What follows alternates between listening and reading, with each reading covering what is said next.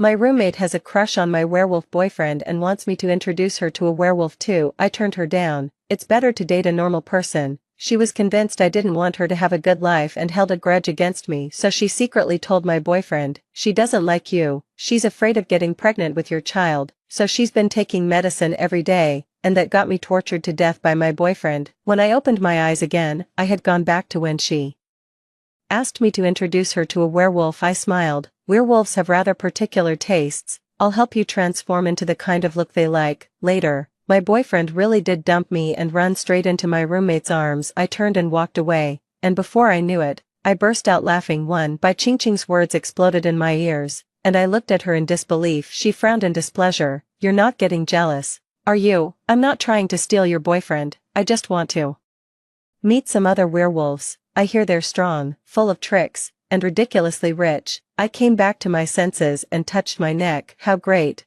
I actually got a second chance at life. Sure, I'll introduce you, but before that, let me give you a makeover. She froze, and I gave a mysterious smile. Werewolves all have their own preferences, unlike ordinary men. You'll find out when the time comes. Bai Qingqing was overjoyed, affectionately looping her arm through mine. Is Lin Yan the best looking one in there? I don't care. Find me someone even better looking than Lin Yan. Lin Yan is my boyfriend, just as I expected. Bai Qingqing wanted someone like Lin Yan in my past life. I kindly turned her down, and she held a grudge against me. Tell Lin Yan everything I do in the dorm until Lin Yan found out that I was taking birth control pills. He came to the dorm in the middle of the night, took me outside, and strangled me to death. In this life, since Bai Qingqing wants Lin Yan so badly, of course I'll give him to her too. I took Bai Qingqing out to buy a lot of clothes. Most of them were pure white or pink. Her expression visibly darkened. You're not pulling my leg, are you? I mean, you don't usually wear this stuff either. Jiang Miarong, we're friends, don't screw me over, okay? I quickly opened my photo album, where I was wearing different white and pink outfits. My Ian likes this kind of thing, so I figured other werewolves probably would too. If you don't want it, forget it.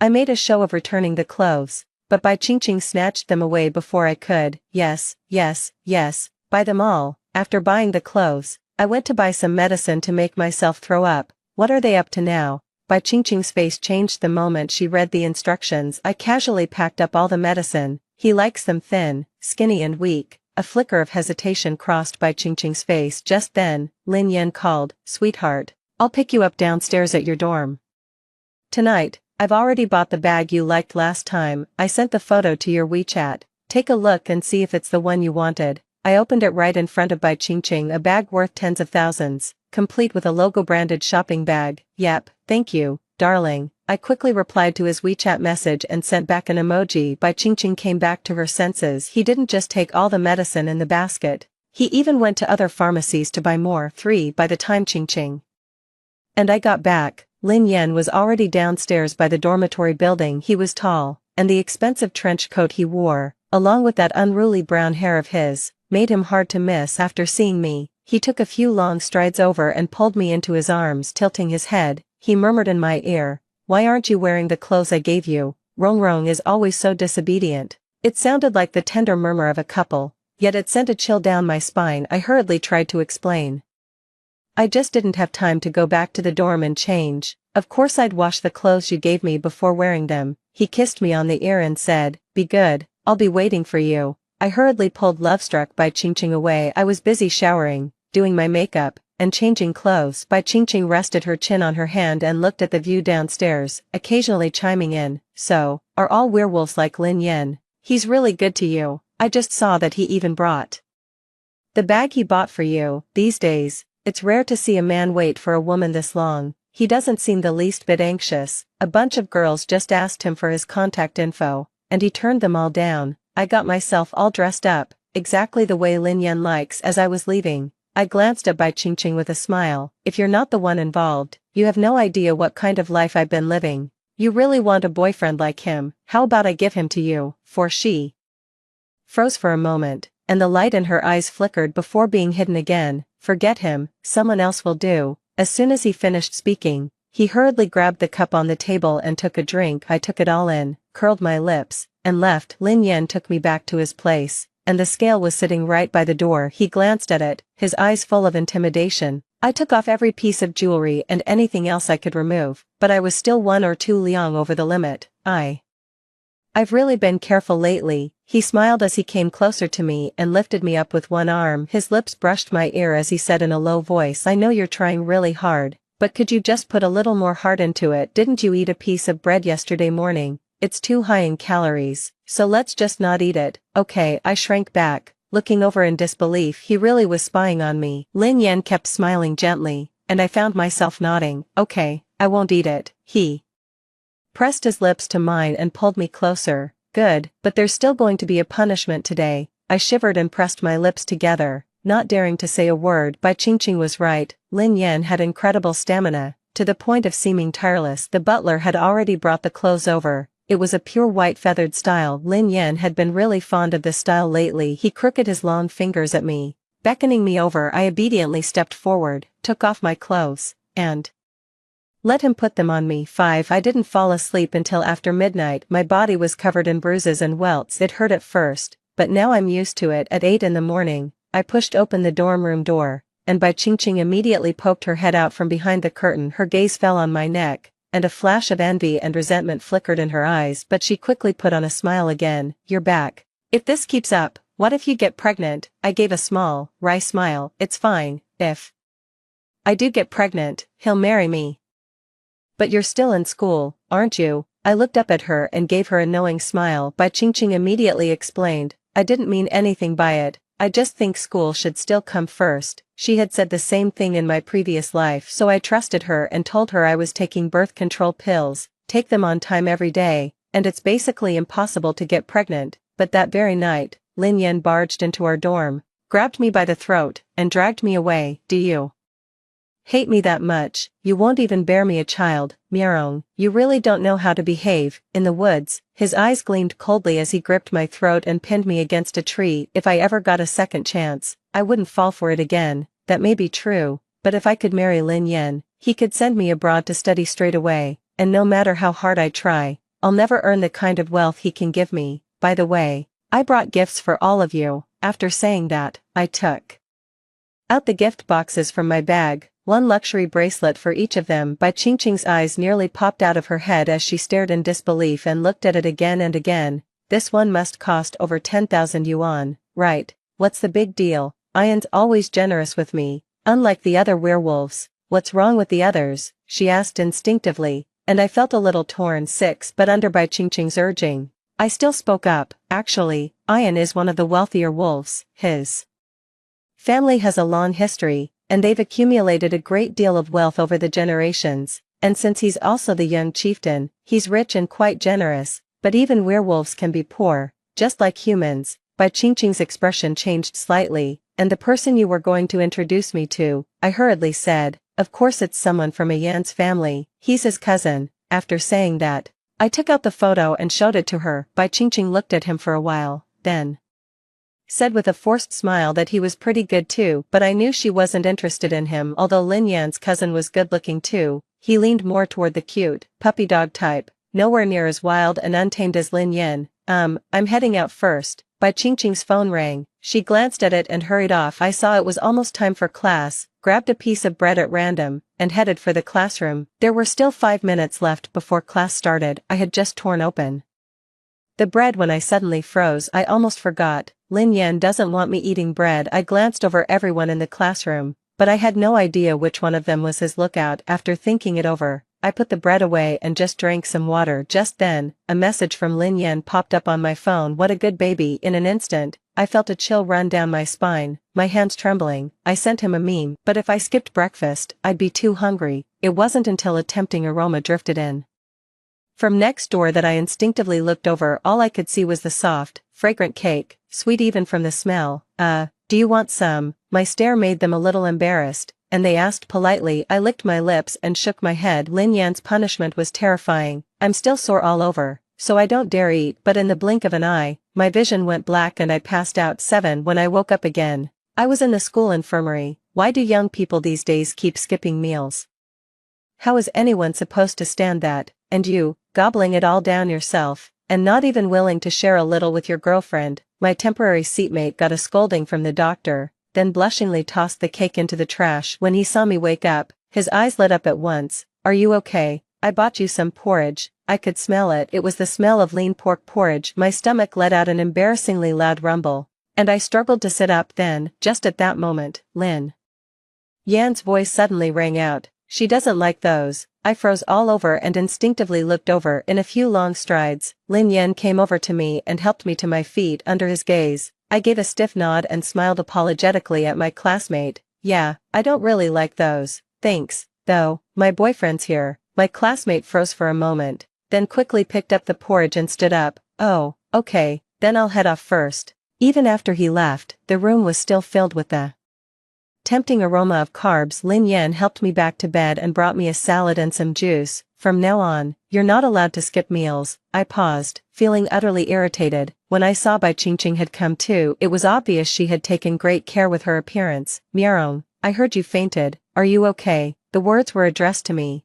but her eyes seemed glued to Lin Yan. Unfortunately, Lin Yan didn't spare her a single glance. All his attention was on me. He was just about to flare up when Bai Qingqing accidentally brushed against him, and his face darkened, but then he caught a flash of bright pink out of the corner of his eye. Bai Qingqing had already sat down on the edge of the bed, right in front of Lin Yan, blocking his view of me. If this had been any other time, Lin Yan would have already shoved her away, but this time, he didn't make a move. Not until Bai Qingqing finished checking on my health and stood up to leave. Her hand brushed Lin Yan's shoulder by accident, but he said nothing and gave no reaction. "I'll go buy you something to eat." Before Bai Qingqing had been gone long, Lin Yan left the house. I kept my head down, fiddling with my phone, mumbling an okay. That night, Bai Qingqing skipped dinner and just kept chugging water. The other roommates couldn't stand it anymore and gave her some bread, but she firmly refused. "No thanks, I'm trying to lose weight." After saying that, she went back to bed. In the middle of the night, I was jolted awake by the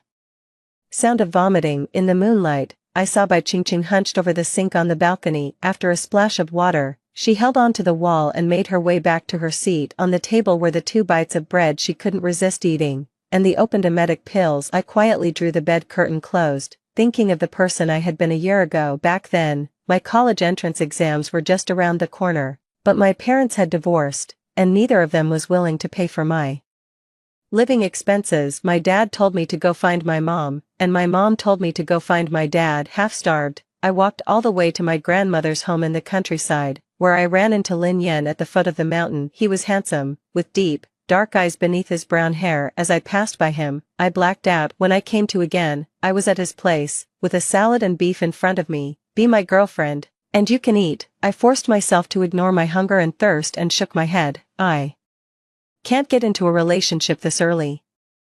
I still need to study." A scoffing laugh came from him. He tipped up my chin, looking very pleased. "Pretty well behaved. I like that. Then I'll wait until you graduate, and you can be my girlfriend." I agreed, because Lin Yan was handsome, and because I was absolutely starving. I didn't yet know what kind of abyss I was about to fall into. Luckily, he's found a new target, so I should be out soon. 9. Bai Qingqing's style of dress had completely changed. She bought all kinds of rabbit ear hair clips, headbands, and hair ties. She even bought all sorts of pure white or pink dresses again, without me even having to remind her. She started eating low-calorie foods on her own and never had dinner. She wouldn't even glance at milk tea or hot pot. Her roommates were amazed at the change and kept praising her for her incredible willpower. I noticed that when Lin Yan came to pick me up, his gaze kept drifting more and more toward Bai Qingqing. Then, on this day, Bai Qingqing's ecstatic voice woke me up.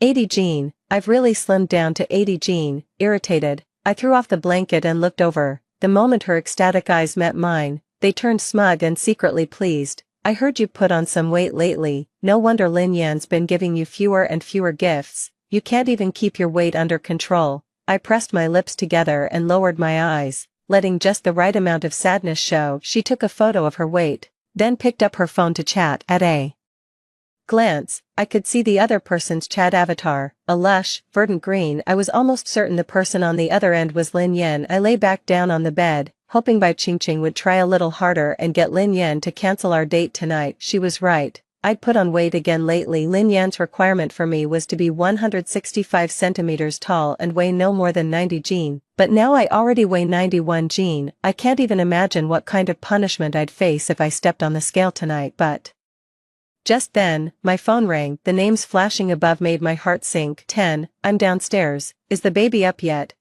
Just a minute, I didn't dare lie and scrambled out of bed in a panic. The moment I got up, I ran into Bai Qingqing's resentful glare. Well, off on another date, she said it with biting sarcasm, and I nodded, yeah. Ian insisted on coming to pick me up and take me to the concert. After that, I went to wash up and change clothes. It wasn't until I'd transformed myself beyond recognition that I hurriedly grabbed my bag and went downstairs. I hadn't expected Bai Qingqing to be downstairs even earlier than I was. She had just finished talking with Lin Yan and gave me a meaningful look. Have a nice date. I threw myself into Lin Yan's arms and nodded sweetly. Bai Qingqing's expression twitched. She stomped her foot before finally walking away, looking at her retreating figure. I thought, you'd better not let me down, but before the car had even left the school grounds, Lin Yan suddenly slammed on the brakes. He turned his head toward me and suddenly clamped his hand around my throat. The air seemed to stop dead in an instant, and the fear from his past life came rushing back. But in the blink of an eye, Lin Yan let go. He wore a wicked grin. I heard you're introducing your roommate to a werewolf boyfriend. Are you trying to set me up? My heart skipped a beat, but I quickly composed myself, my eyes turning red. She insisted I set her up.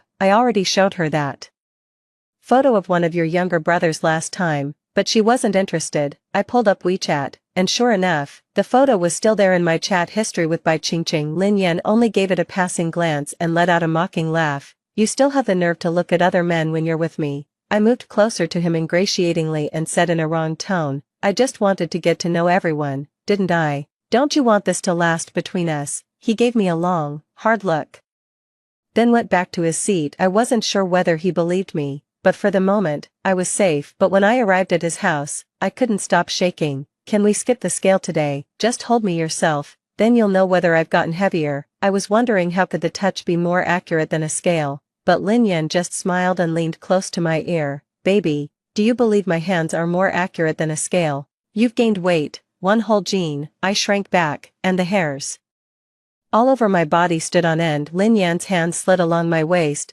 then suddenly pulled me into his arms. Why are you being so disobedient? A sigh came from behind me, and beads of sweat had already formed on my forehead. Be good, step on the scale. I closed my eyes and was just about to stretch out my foot when his phone suddenly rang. 11. Lin Yan shot me a glance and answered it with one hand. Yan, help me. Standing close by, I could hear Bai Qingqing's voice coming from the other end. Lin Yan hung up the phone in irritation, but when he opened the photo on WeChat, he froze for a moment. It was a photo of Bai Qingqing alone in the woods. That was the mountain not far from our school, and some students often went hiking there. Bai Qingqing was drenched in sweat, wearing a pink mini skirt, her hair sticking to her forehead, looking utterly disheveled. But that messy, helpless look happened to be exactly Lin Yan's weakness. I'm lost. She sent Lin Yan a message. The other person's long fingers tapped open the photo, then swiped to another shot from a different angle. She fell to the ground, and blood was running down her calf. Her fair skin made the blood look bright red. Lin Yan irritably tugged at his tie,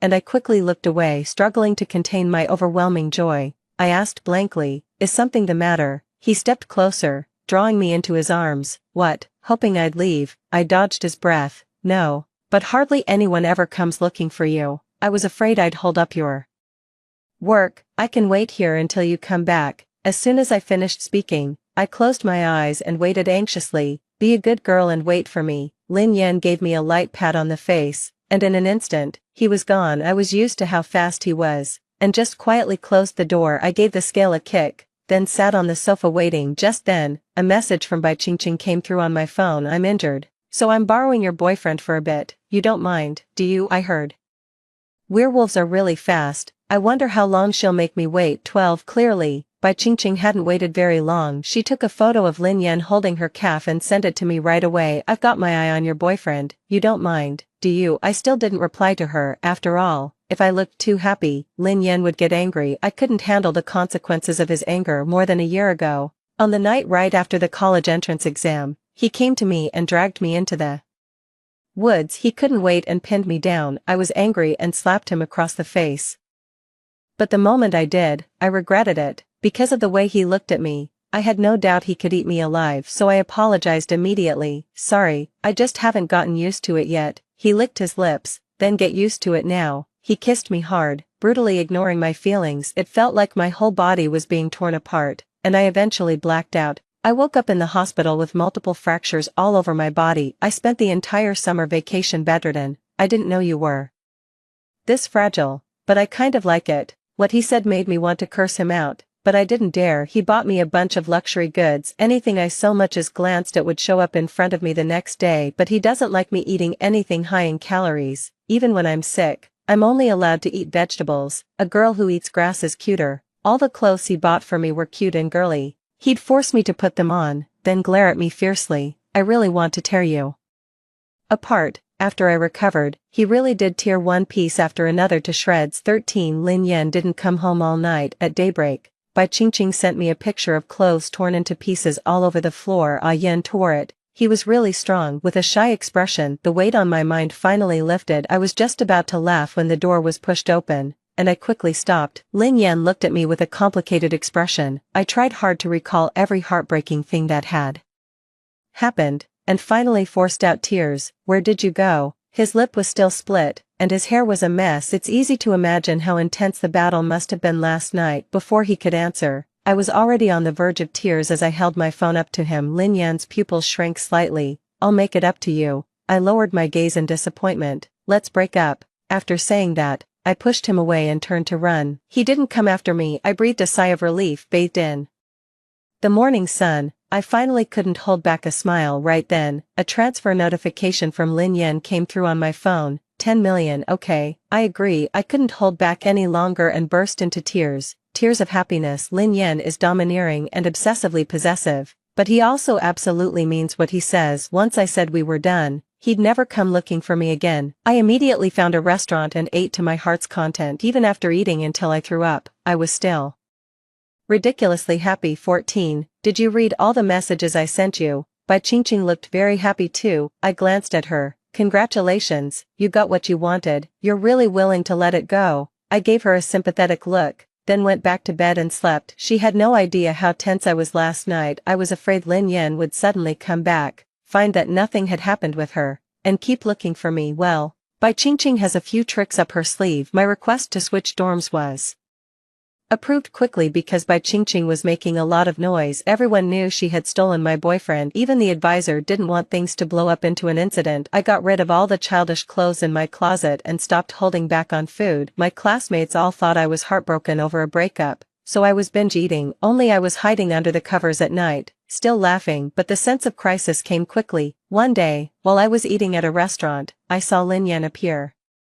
behind the glass window. He looked at me quietly, his eyes filled with sorrow. I flinched without thinking, and the things in my hand fell onto the table. I hurriedly wiped my mouth and left, but Lin Yan caught up with me. You seem pretty happy after breaking up with me. I wanted to shake my head, but I suddenly belched, so I quickly covered my mouth. You've fallen for someone else. What am I supposed to do about that? I can't just go die. He tilted his head and looked at me. If you died, I wouldn't abandon you. I think there's something seriously wrong with his head, but I didn't dare curse him out, so I said it as politely as I could. I want to live. Sorry, but I'm not dying, not even a little. He didn't come after me again, but the experience had already left me shaken, so when I heard I could apply for an overseas exchange program, I turned in my application right away. The day the spot was approved, I ran into Bai Qingqing, or rather, Bai Qingqing came looking for me. 15. She rested a hand on her belly, her face brimming with smug pride. I'm pregnant. I stared at her belly with my eyes wide, then at her stick-thin legs. Congratulations. The words on the tip of my tongue took a turn, and I decided to keep respecting her choice, but Bai Qingqing reached out and blocked my way. I hope you know better than to stay away from A Yen. An ex worth their salt should be as good as dead. I froze. I never went looking for him. I know you didn't go looking for him, but there are still photos of you at his place. I'm here to warn you. No need to warn me. Before I could finish speaking, she suddenly staggered back a few steps and fell right into Lin Yan's arms. What a clumsy trick. I just told her I was pregnant, and then she suddenly came over and pushed me. A Yen, she wants to hurt me. Bai Qingqing looked like she was about to burst into tears, and Lin Yan frowned as he stared at me. I pointed at the surveillance camera not far away. There are surveillance cameras all over the school. I suggest you tell the truth. Besides, I'm leaving soon, so I won't be in your way. You're leaving. Lin Yan pulled me along, and Bai Qingqing's face darkened. Where are you going? Don't forget that you He stopped halfway through his sentence. It was only then that he seemed to remember we had long since had nothing to do with each other, but suddenly, Bai Qingqing clutched her stomach. It hurts, Ayen. She cowered in Lin Yan's arms. He glanced down at her, then quickly held her close and left with her that night. Lin Yan kidnapped me again. What made it infuriating was the huge gap in our strength. I had no chance of fighting back. 16. Have you wanted to leave me for a long time already? In the faint moonlight, he leaned in close. His familiar breath brushed against my ear. I shuddered instinctively. What's the point of saying all this now? Lin Yan, I weigh 110 Jin now. It's far beyond what he can accept, and my style of dressing has changed a long time ago. I like black and gray. I don't like white or pink. I've cut my hair short, and I'm wearing pearl earrings. I eat rice noodles, rice, and steamed buns, but I don't like vegetables. It had become the exact opposite of what he liked, but Lin Yan tipped up my chin and studied me closely. Yeah, but I've come to realize that this version of you is pretty nice too. The slight curve at the corner of his mouth, the intense interest in his eyes, they both filled me with panic. I couldn't tell whether he was joking or serious, so I didn't say anything for a moment. Lin Yan suddenly let go and looked at me with a smile. As werewolves, we only have one mate at a time. I'm sure you know that. If you don't want to have a child, then let Bai Qingqing have one for you. Once she's given birth, I'll come back for you. My legs went weak, and I had to cling tightly to the tree trunk to keep from collapsing. He held my waist, his lips right by my ear. I know you saw it, so don't be afraid. I won't let you die. I couldn't bear to. As soon as he finished speaking, a gust of wind swept past my ear. When I opened my eyes again, I was already downstairs by the dormitory building Lin Yan had left. Bai Qingqing, not far away, was glaring at me fiercely. She rushed up, raised her hand to slap me, but I caught her wrist. Get a grip, I'm about to leave the country. She froze, but still wouldn't believe it. But fortunately, she was too weak to be any match for me. I only used half my strength, and she couldn't move at all. 1 week, you only need to keep him occupied for 1 week until I get out. She suddenly widened her eyes in disbelief. I let out a cold laugh. If I really cared that much about him, do you think you'd have been able to get him? 17. Bai Qingqing believed me. She took a week off. I heard she was hospitalized. Lin Yan didn't have time to come see me. I handled the paperwork right away and got in touch with a teacher overseas. Even after I boarded the plane to go abroad, I was still uneasy. I remembered Lin Yan once saying that people like them were more dependent on their environment and found it hard to go abroad. I hope I never have to see him again. By the time I got off the plane, there were over a dozen missed calls on my phone. Some were from Bai Qingqing, and some were from Lin Yan. I had just turned off my phone screen when the ringtone started ringing. Baby, you're being naughty. Lin Yan's voice was low, and he sounded furious. I took a deep breath. I can't accept a mate who's betrayed me. Humans like us are different from you werewolves. Heh, betrayal. Wasn't it you who deliberately helped her transform? How could anyone possibly be exactly my type in every way? My heart sank. I took a deep breath. Yes, I'm tired of you. If Bai Qingqing likes him that much, of course I'll let her have him. Really? Lin Yan let out a laugh, and then Bai Qingqing's weak voice came through the phone. Jiang Miarong, I was wrong. I'll give Lin Yan back to you, so please come back. Okay. He's just crazy, completely crazy. Her voice was filled with fear. I don't know what Lin Yan did to her, but the happiness I've finally gotten, I don't want to give it back. Lin Yan, she's carrying your child. Haven't you always wanted your own bloodline? You killed so many girls, and now that someone's finally willing to get pregnant of her own free will, why are you treating her like this? Lin Yan was right. I saw everything in the secret room at his house. 18. That was half a year ago, when he held me and let his hand slide to my belly. Give me a child, and I'll make sure nothing happens to you. I didn't understand what he meant, but my gut told me there was more to his words. But I had only just started college, and I didn't want to get pregnant and have a baby so soon. But once Lin Yan made up his mind, no one could change it. By the time he stopped using contraception, I had already been on the pill for a while. It wasn't until that day that I accidentally opened the secret room in his house and saw the records on the wall. It is extremely difficult for a werewolf's human mate to get pregnant. Not only are there strict requirements for height and weight, but even after conception, carrying the baby to term is very difficult. Most of the time, both mother and child die. Before me, Lin Yan had had 3 partners, and none of them had managed to bear him a child. And as the young master of the werewolf clan, he had the duty to carry on the family line. So he had been searching for the right 4th person. I was his 4th person. On that wall hung the photo of the first time he saw me, and underneath it was my information: Jiang Miarong, 18 years old, parents divorced, her height, weight,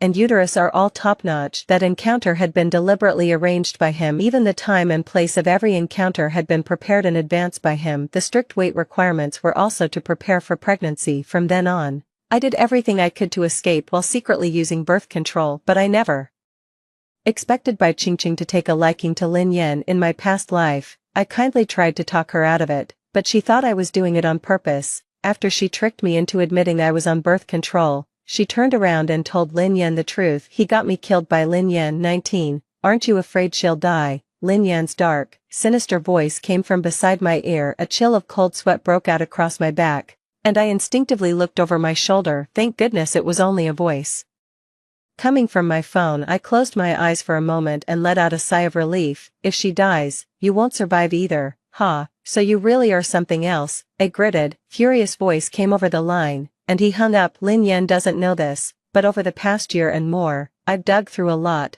really a lot, of information. I've read not only the contents of the secret room at his house, but also ancient rare manuscripts. A werewolf can only have one mate at a time, and if that mate is pregnant, he must not lay a hand on them. If his mate dies by his hand, he will also be punished by heaven and die an unnatural death. Lin Yan is a werewolf who has lived for decades, and he's also the young master, so he knows these taboos better than I do. After that, he never looked for me again. Life abroad was easy and comfortable, and the 2 years flew by, but I didn't want to go back to China, so I stayed abroad to pursue my master's degree. It wasn't until 3 years later that I saw Bai Qingqing abroad. She was even thinner than she had been 3 years ago, and looked so frail that it seemed a gust of wind could knock her over. I gave birth. I successfully had Lin Yan's child. Her face was filled with a smug, triumphant smile, but her whole face was just skin now, and when she smiled, it looked grotesque and eerie. Jiang Miarong, I beat you. I froze for a moment, then said lightly, congratulations,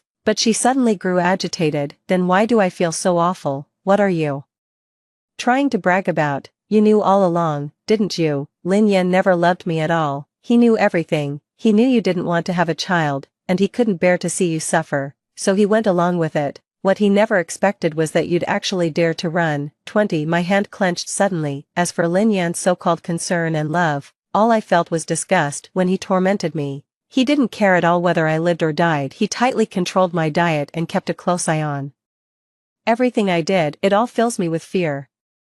He's like a hunter, with a gun hanging over my head, ready to go off at any moment. I just want to escape. There's not a trace of love in it. Over the years, he's found a lot of your stand-ins, and now he's into well-proportioned ones. Ridiculous. I can't eat another bite. You've completely ruined my health. She sprang to her feet and glared at me fiercely. I remembered that in my past life, when Lin Yan took me away, she was awake. I begged her for help, but she only let out a cold, mocking smile. Lin Yan, you saw it yourself. She's afraid of you. She doesn't love you at all. There's no way she'd ever have a child with you. These words only fueled Lin Yan's fury, driving him out of his senses. In this life, everything was her choice and had nothing to do with me. Bai Qingqing had calmed down. Come back with me. At least go see him. He said he'd forgive you, and pretend none of this ever happened. He loves you so much. You shouldn't be doing this. Bai Qingqing actually ended up playing mediator for Lin Yan. It was downright ridiculous. I won't go back. Although many of Lin Yan's abilities declined after his descendants were born,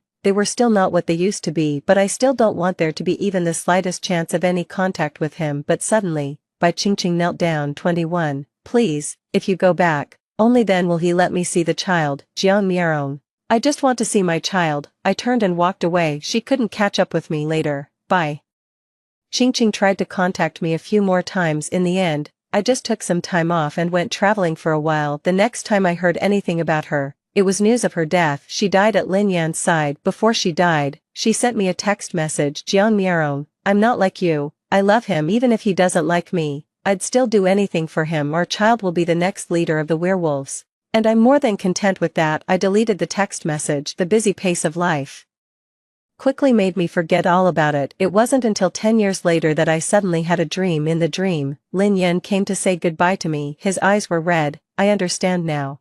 This is karma. It's the karma for killing you in my past life. Miarong, I didn't just kill you. I killed our child too. I jolted upright, drenched in a cold sweat. It wasn't until I got out of the shower and checked my phone that I saw an accident back home. Lin Yan's photo appeared on the screen, so he really was dead. I can finally rest easy. As for the child he and I might have had, I remembered a time in my past life when Lin Yan suddenly took me to his place and stayed with me all day, leaving me no chance at all to take my medicine. Maybe we really did have a child, but that was all in a past life. In this life, I'll have a better one. The end. That's it for the first story. Don't go anywhere. The next one is even more exciting. On our golden wedding anniversary, my husband, Lu Jihua, died of cancer. We were a dink couple, with no children. The funeral lasted 3 days, and I was so exhausted I ended up in the hospital. But on the day I was discharged, I received Lu Jihua's will. When I die, I want all my assets to go to my son, Lu Yuanhao. Aunt Lin, please just sign here. My son's still waiting for me to get back and help him with his homework. A man in his 30s said impatiently. He looked far too much like Lu Jihua. He said he was an IVF baby, and he had no father-son bond with Lu Jihua at all. He said his biological mother raised him on her own, and now he was just here to claim the money he was entitled to by blood. And what about me? What about me? The one who looked after him for 50 years and tended to his every need in bed, even wiping up his piss and shit. It turned out I hadn't been guarding a marriage, but a sham. A sharp pain shot through my heart when I opened my eyes again. I had been reborn 50 years earlier. The hospital's premarital screening center. Standing beside her was the young Lu Jihua, his expression impossible to read. Miss Lin, this is your premarital health check report. I clutched the report in my hand and was just about to speak when Lu Jihua beat me to it. Let's break up. I froze. His eyes flickered, and after 50 years of married life, I understood at once. He had been reborn too. Watching his retreating figure as he turned and walked away, I suddenly smiled. Thanks for not marrying me this time. I'm choosing a different life. In the blink of an eye, 30 years had passed. Today is my alma mater's centennial celebration. My husband, Jiang Qinhan, is going to attend the celebration and give a speech as an outstanding alumnus. Old Jiang couldn't make out the words on the speech draft, so I brought him his reading glasses. I never expected to run into Lu Jihua. He showed up with his wife, presenting himself as a successful man. A crowd had gathered around them. Isn't that Mr. Lu, the big boss of the listed company? You're here too. I was nurtured by my alma mater. I'd never dare forget it. His smile was especially confident, and his wife at his side beamed with pride as well. I heard Mr. Lu donated 100 million a while back to build a lab building for his alma mater. Absolutely. Look at that new building over there. They even named it after his wife. Such a loving couple. A true model for the rest of us. Everyone kept chiming in with one compliment after another, piling praise on until it seemed fit to reach the heavens. Lu Jihua soaked up everyone's flattery, until the woman beside her noticed me. Isn't that Lin Wan? She said, deliberately raising her voice. Here all by yourself. It was her, my former attending physician, Yan Dan. She was the one who diagnosed me with infertility. She married Lu Jihua. I gave a polite little smile and said, no, sorry, I misspoke. Yan Dan suddenly cut me off, looking apologetic. After all, your condition is rather unusual. The way everyone was looking at me suddenly turned strange. Ill? What illness? I remember back in school, Lu Jihua and Lin Wan were an item. So what's going on now? Lin Wan, what's with that outfit? Yan Dan gave my plain cloth dress a meaningful once-over. Did you just come back from some cleaning job? At least this is a school anniversary. You could have put on something a little more presentable. Sneering laughter broke out around me. I looked down at my floral dress and cotton shoes. They really did look a bit out of place. I had been at home going through the case files when a phone call dragged me out. I left in a hurry without even changing my clothes. I was worried I'd hold up Lao Zhang's speech, and I didn't want to get into it with them, so I planned to go around them and keep walking. A figure stepped in front of me. It was Lu Jihua. He looked at me, his expression unreadable. Lin Wan, after all these years, I never expected you to be doing this badly. Lu Jihua looked at me with pity and shoved a business card into my hand. If you run into any trouble, you can always reach out to me. What are you doing? Yan Dan shouted at the top of her voice. She snatched the business card from my hand, held it high in the air, and kept glancing back and forth between Lu Jihua and me. Lin Wan, I've tried to save your face, and you still won't take it. How shameless can you be? You're already this old, and you're still trying to flirt with men like some young girl. She glared at me viciously. Lu Jihua looked a little embarrassed and was about to speak, but I cut in first. You've got it all wrong. I glanced at the time and grew a little impatient. Please let us through, I still have something to take care of. Heh, you really think you're something, don't you? A classmate mocked me. Lin Wan, don't bite the hand that feeds you, it's your good fortune that Mr. Liu is willing to help you, and you still dare to refuse, still got business to take care of. What business could you possibly have coming to a place like this, here to clean the school you graduated from? The crowd burst into laughter, full of mockery and ridicule aimed at me. These people are completely insane. I shook my head, too annoyed to waste any more words on them. I tightened my grip on the reading glasses in my hand, turned around, and walked away, but Lu Jihua stepped forward and grabbed my arm. Lin Wan, how about you come work as a nanny at my place?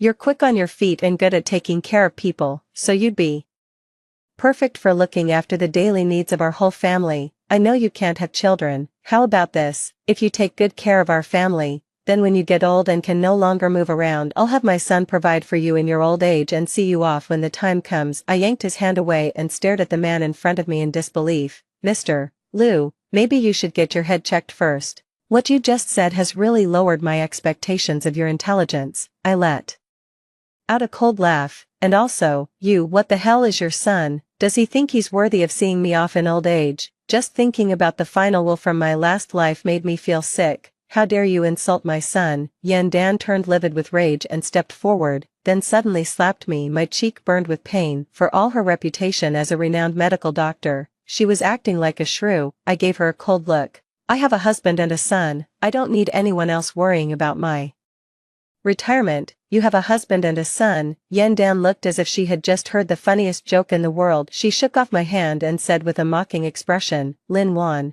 have you forgotten? Back when you were running all over the place getting tests done, I was the one who personally diagnosed you with infertility. You say you have a husband and a child. Who are you trying to fool? The crowd erupted in an uproar. No wonder Mr. Liu broke up with her and married Dr. Yan.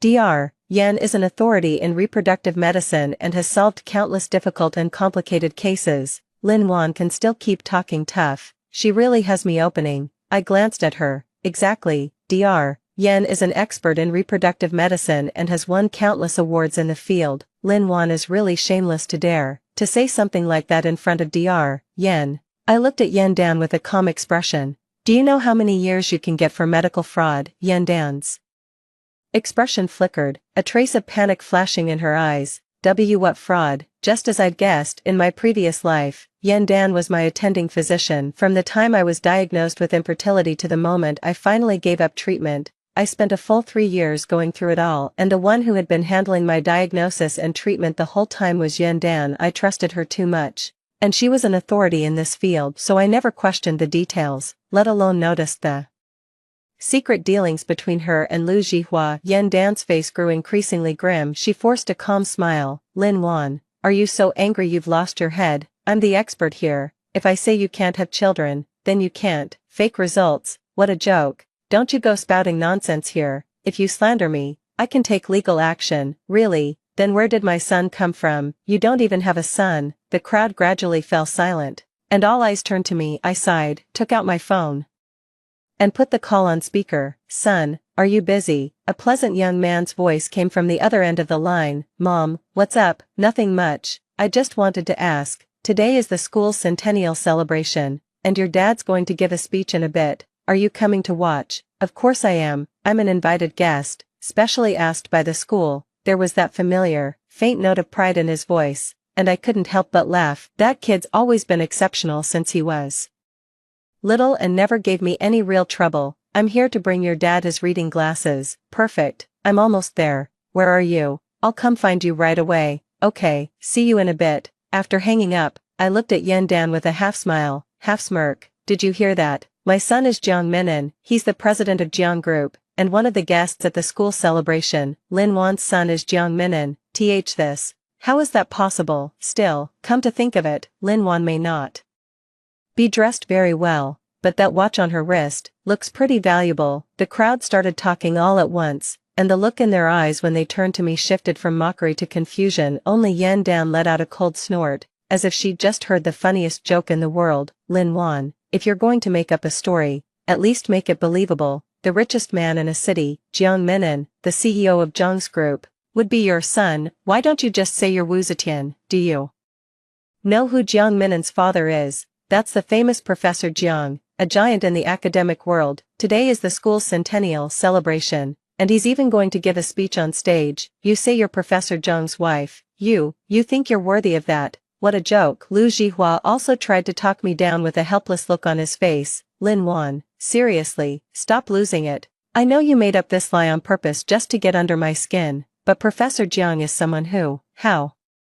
could someone like that possibly be interested in you? That kind of lie is way too childish. I know you're jealous of Yan Dan, but don't take it out on her. She's not someone you can afford to mess with, so you'd better leave now. As he spoke, he grabbed my hand and used his body to push the crowd aside for me. I knew he thought I was lying too. After all, in my previous life, I had spent 50 years child-free with him. He was convinced I'd never be able to have children, and because of that, the moment he was reborn in this life, he chose to leave me.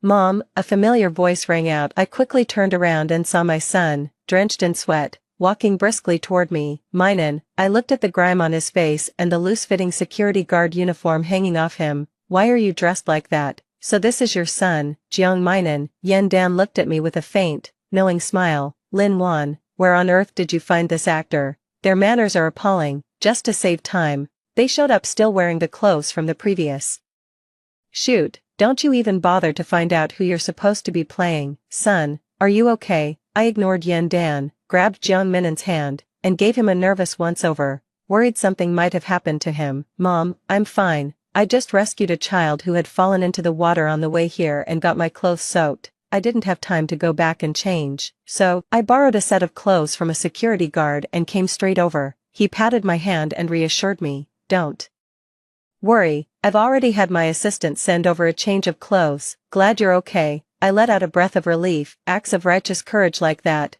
Jiang Minen had probably done them countless times. From childhood to now I had long since gotten used to it. Sensing the hostile looks all around us, Jiang Minen tightened his grip on my hand and pulled me behind him. Mom, what's going on? Nothing, just a bunch of bored people, that's all. I really didn't want to drag my son into this. And old Zhang's speech was about to start. We couldn't waste any more time. Come on, son, your dad's waiting. As I spoke, I pulled Jiang Minen and was about to leave, but Yan Dan wasn't about to pass up such a perfect chance to humiliate me. She spread her arms and blocked our way, deliberately raising her voice. Oh, leaving already, feeling guilty, are you, Lin Wan? No offense, but if you're going to hire an actor, at least hire a decent one. This guy's acting is terrible, wearing a security guard uniform, with his face, he's filthy, and the whole man just screams one thing, poor and shabby, and you still dare say he's Jiang Minen? That's a joke. Still, he does suit you pretty well. No wonder your mother and son. Laughter erupted all around. Ugh, do you think Lin Wan's got something wrong with her head? Who does she think she is, daring to go up against Mr. Lu's wife like that? She really doesn't know her place. The immensity of heaven and earth, exactly, and she even claims her son is Jiang Minen, the richest man in City A, as if she were worthy of that. If she's going to make up a story, she should at least make it sound believable. If I were her, I wouldn't keep making a fuss. I'd just settle down and honestly go serve Mr. Lu's family. They're even willing to have their own son give her. After all I've done for her, she won't even take the out I'm offering her. She's absolutely ungrateful. Lu Zhihua looked at me with a complicated expression, and after hearing this, finally spoke. Lin Wan, I know that by not choosing you in this life, I've made your life miserable. I owe you an apology, but I never expected you to be this stubborn, even to find someone to put on a show like this for me. As he spoke, he pulled 200 yuan out of his wallet and tossed it at Jiang Minen's feet. Young man, take the money and go home. Don't make a fool of yourself here. Jiang Minen's gaze turned cold as he gave Lu Zhihua a hard, icy glance. So, you're President Lu? Huh, if I'm not mistaken, the Lu Group just submitted a bid application, hoping to win one of our Jiang family subsidiaries' projects. A big project, right? Lu Zhihua was taken aback by the question and looked at Jiang Minen again, reassessing him. Though dressed in a loose-fitting security guard uniform, the young man carried an air of authority that commanded respect without saying a word. It can't really be Jiang Minen, can it? There's been news about this all over the internet lately. What's so strange about knowing that? Yan Dan said with a hand over her mouth, laughing. You don't actually think you're Jiang Minen, do you? Take a good look at yourself and see what kind of person you are. Jiang Minnan gave a cold smile and went on. At first, I wouldn't have bothered with a small project like this, but now it looks like we're going to have to finish it all. There's absolutely no need to work with the Liu family anymore. With that, he took out his phone and made a call in front of everyone. Hello, Xiao Su, send the event process for the press conference project to all branch offices, and tell them to reject the Liu family's bid application outright. Also, make it clear in Jiang Group's future public messaging that we will never work with the Liu Group. The onlookers fell silent for a moment, then burst into even louder laughter. Oh man, I'm dying. This kid is really getting into character. Are the extras nowadays all this professional?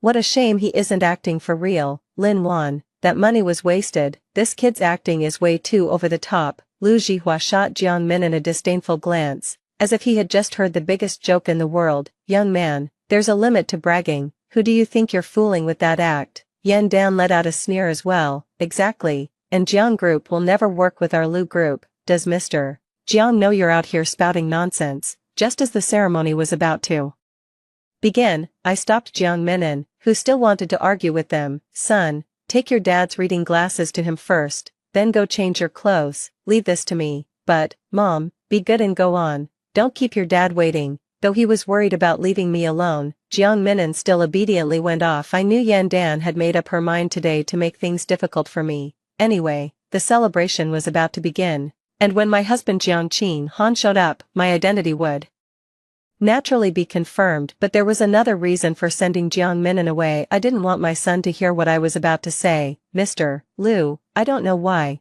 but you keep assuming things and feeling sorry for me on your own. Still, I want to tell you that I've lived a pretty good life, so thank you for not marrying me. As for what happened in the past, sorry, but it's already behind me. My words made Liu Zhihua's expression darken, and a look of surprise and embarrassment flashed in his eyes. Lin Wan, I haven't even finished speaking. I wasn't planning to hold this against you, but you and your wife have been bringing up my infertility over and over again, humiliating me time and time again. In that case, I'll seriously consider pursuing legal responsibility against you both. Just wait for my lawyer's letter. Yan Dan burst out laughing. Lin Wan, who are you trying to scare? You can even afford a lawyer. I smiled faintly. Sorry, but I'm a lawyer myself. Yan Dan seemed to have just heard the most absurd joke ever. She was laughing so hard she was practically doubled over, tears nearly spilling from her eyes. Oh my gosh, this is killing me. Lin Wan, have you lost your mind? A lawyer? You, ha ha ha. If you're a lawyer, then I'm the first lady. The guests around us burst out laughing too, all of them expressing disbelief at what I had said. Yeah, come on, Lin Wan, stop bragging. If you're a lawyer, then I could be a judge. I think she's read too many novels and started imagining herself as the heroine. Yan Dan stopped laughing and asked with feigned curiosity, hey, I heard impersonating a celebrity's relative can get you sentenced, right? Lin Wan, tell me, how many years would you get for pretending to be President Zhang's mother, Professor Zhang's wife? I met her malicious gaze and said, word by word, instead of worrying about others, you should think carefully about yourself and medical, faking it, illegal surrogacy and the like. How many years would that get you? As soon as the words left her mouth, Yan Dan's face turned deathly pale. She looked at me in disbelief, her eyes full of fear and panic. The laughter around them abruptly died away,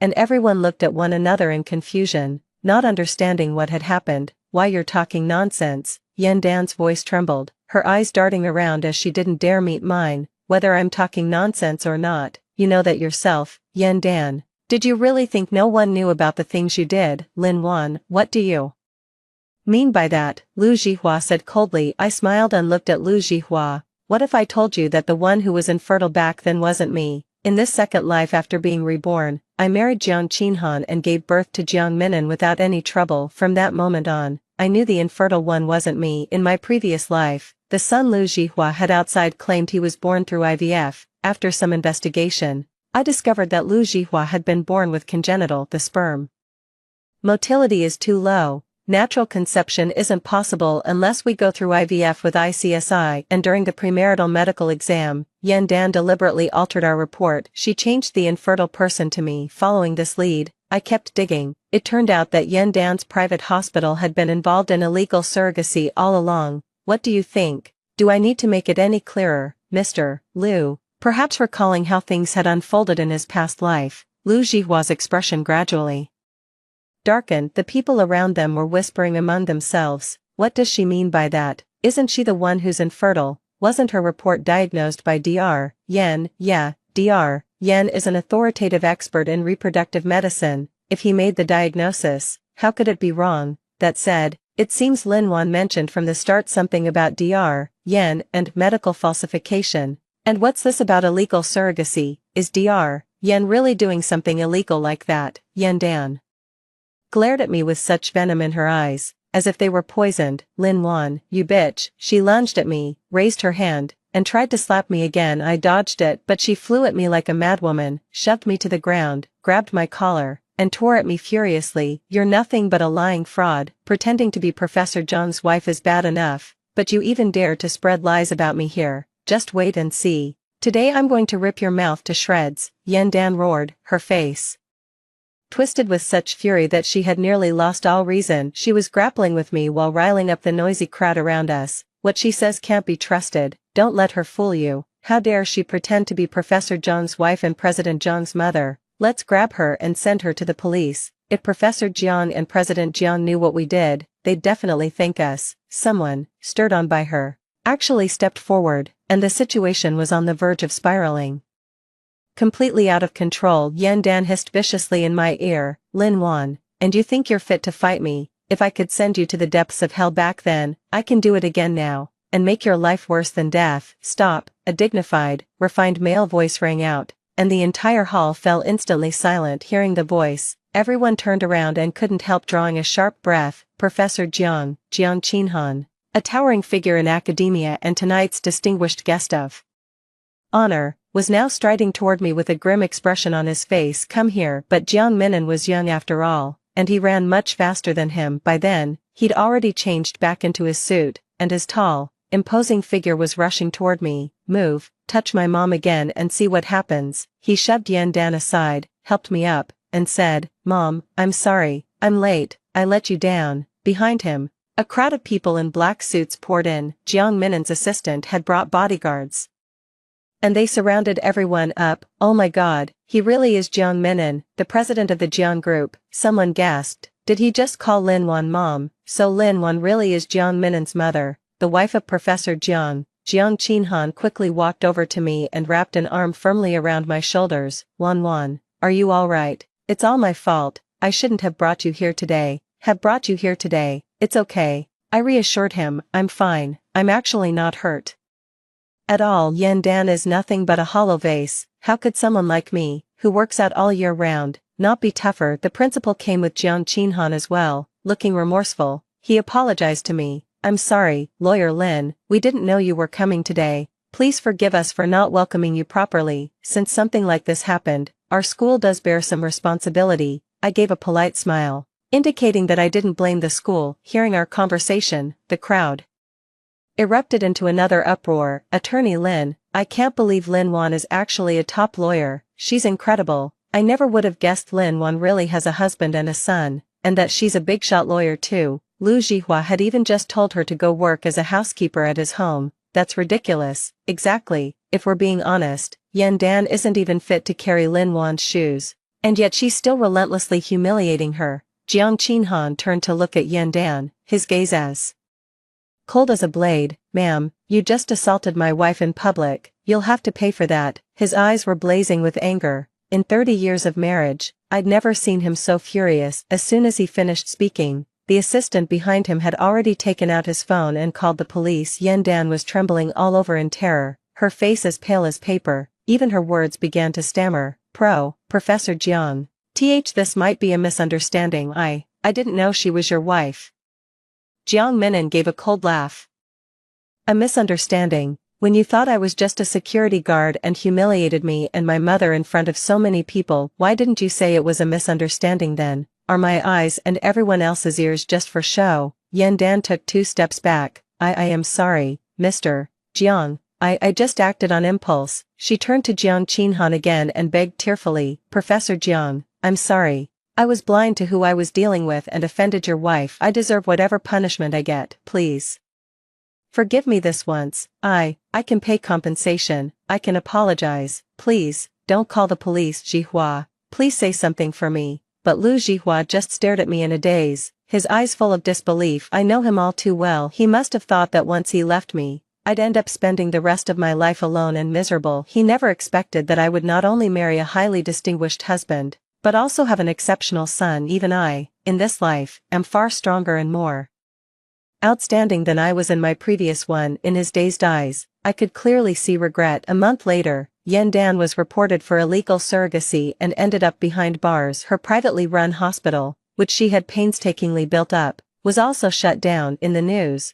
the gates of the once bustling hospital were sealed with bright red official notices. This internationally renowned reproductive medicine specialist has been disgraced by charges including assault, illegal surrogacy, and medical fraud. The glamour and glory of the past are gone, replaced by cold prison bars and endless regret. Lu Jihua's company, too, is on the verge of bankruptcy under the onslaught of the Jiang Group. It was pouring rain the day he came to see me. I had just wrapped up a few tricky cases and rubbed my eyes, which felt a bit sore and tired, when I was about to get up and take a short break. But my assistant told me that someone was waiting for me at the entrance, and had already been there for a long time. Looking down from my office window, I saw a hazy, drizzling sky, and the figure standing at the gate with an umbrella looked especially lonely. How long has he been waiting? I asked. He's been here since this morning, pacing around by the door, and hasn't even gone to eat. I sighed. Since what happened at the school anniversary, Lu Jihua has called me countless times. I never answered any of them. He kept messaging me from different numbers, and I blocked every single one. To my surprise, he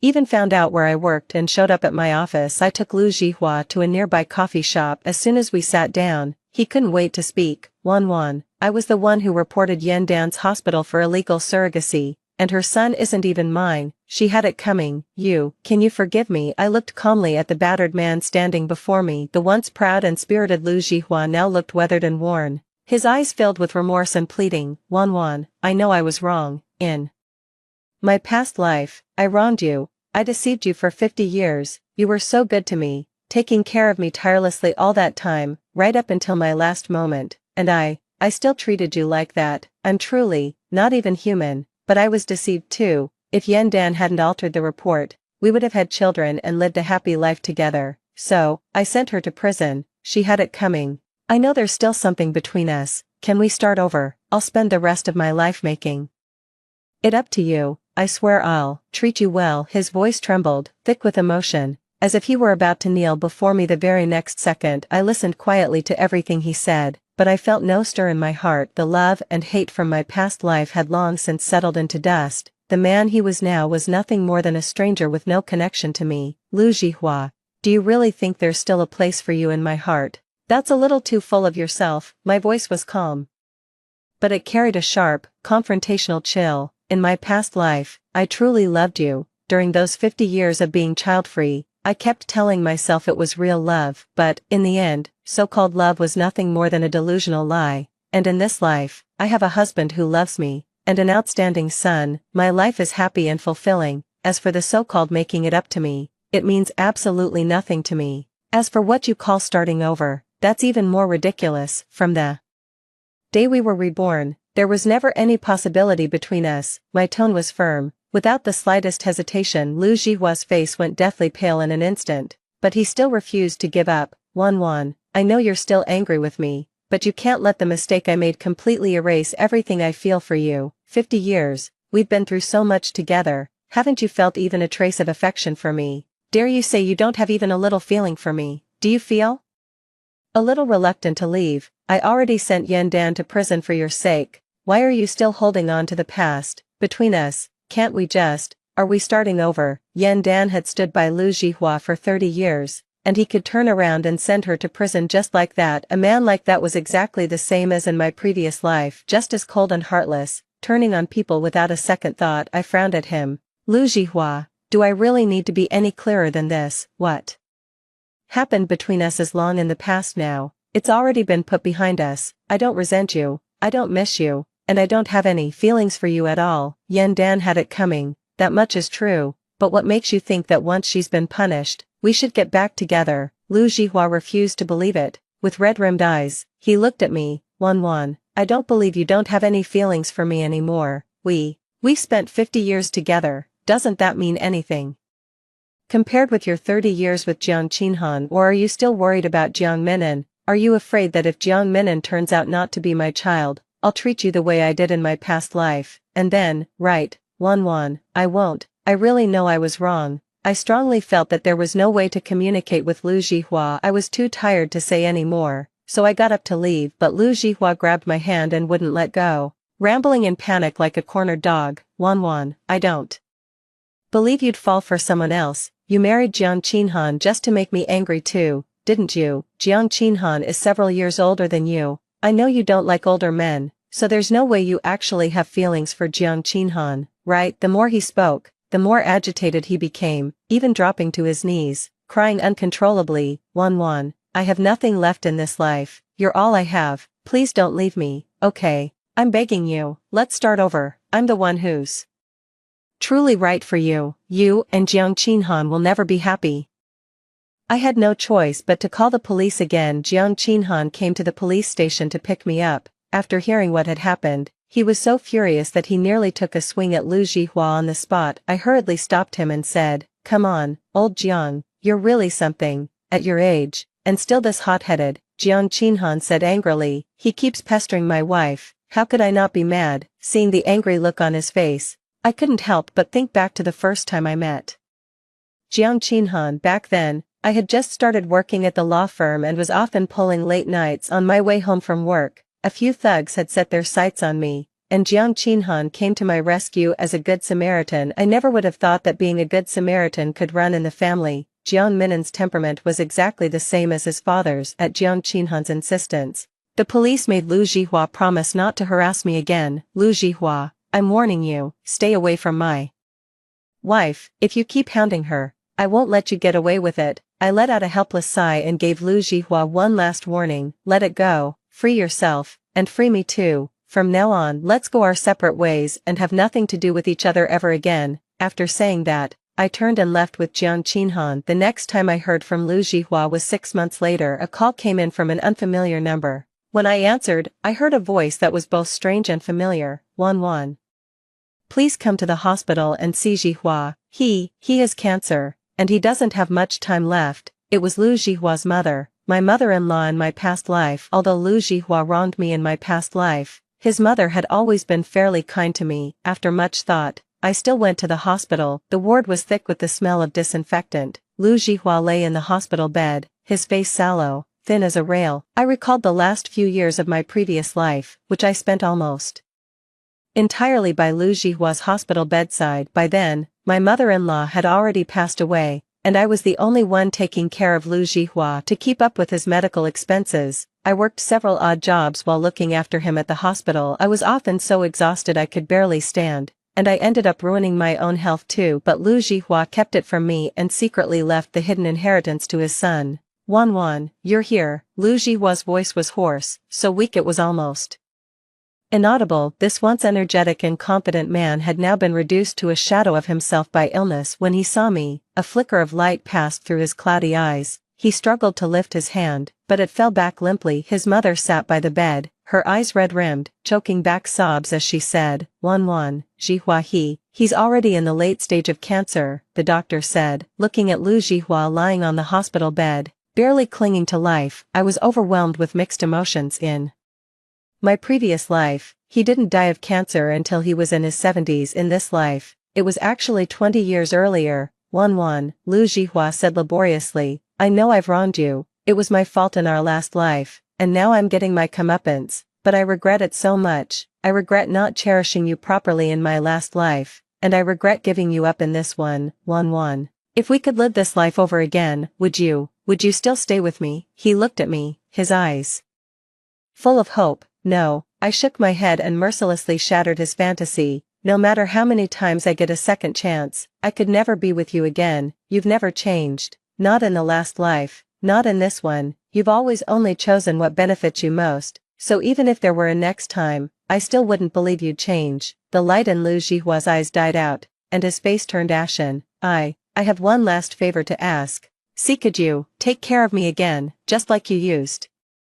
2. For the rest of my remaining time, let's break up, swapping. I shook my head and still refused him. I'm not going to make the same mistake again. I'll hire a good caregiver for you. This is the last kindness I'll ever show you. After saying that, I turned and left the ward. The last time I heard from Lu Jihua was when a lawyer contacted me to announce the contents of his will. His mother called to tell me that before Lu Jihua passed away, he left all his estate to me. I didn't accept the inheritance and left it all to his mother. The moment I stepped out of the law office, sunlight washed over my face, and its warmth drove away the last traces of chill in my heart. Everything in the past seemed to come to an end with that will, and at last I was completely free from the turmoil of my previous life. Not far away, Jiang Qinhan was standing by the car waiting for me, a gentle smile on his face. I walked over, and he naturally reached out to take my bag, asking softly, "Did you get everything done?" I gave a slight nod and leaned against his shoulder. "Thank you, Qinhan. It's wonderful to have you in this life." He gently pulled me close by the shoulders. "Silly girl,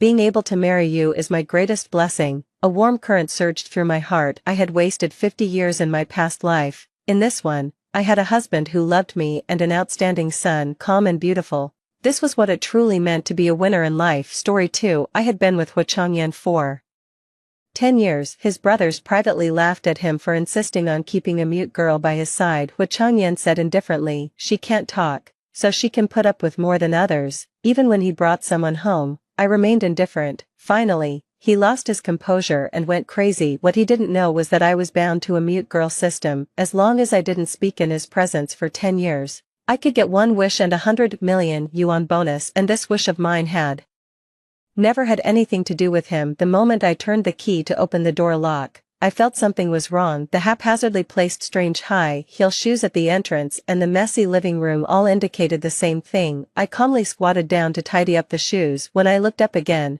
a charming woman was standing at the door of the bedroom that Hu Changyan and I shared. She hooked the hair by her temples with her fingers and looked at me playfully. "Housekeeper." I didn't answer, and went straight to the study to get my things. The woman didn't want to let me go so easily. She followed me barefoot, constantly provoking me with words related to Hu Changyan, but I didn't care at all because the binding period of my system was coming to an end. In 3 days, I could leave Hu Changyan's side, so during this period, I had been cleaning up my things and preparing to take them away. I had very few important things left at Hu Changyan's house. I took a little bit every day, so he wouldn't notice. I squatted in front of a small cabinet at the innermost part of the study, rummaging for my bracelet, but no matter how hard I searched, I couldn't find it. Suddenly, the woman behind me shook her wrist, and a clear sound rang out. "Are you looking for this?" My heart sank suddenly. I turned around and saw that the bracelet was exactly on her wrist. Hu Shao gave it to me yesterday. I thought the quality of the jade was not good enough, but now I suddenly think it's quite nice. Indeed, things are more appealing when there are people vying for them, don't you think so? "Give me back the bracelet, you can take Hu Changyan." I typed a line on my phone and held it in front of her. After reading it, she casually took off the bracelet and said with a hint of pity, "Okay, consider this as the breakup fee from Hu Shao to you." I spread my palm to take the bracelet. The next second, with a smile on her lips, she threw my bracelet high into the air. Without thinking, almost instinctively, I used my body to cushion it. The cabinets in the study were all made of solid wood.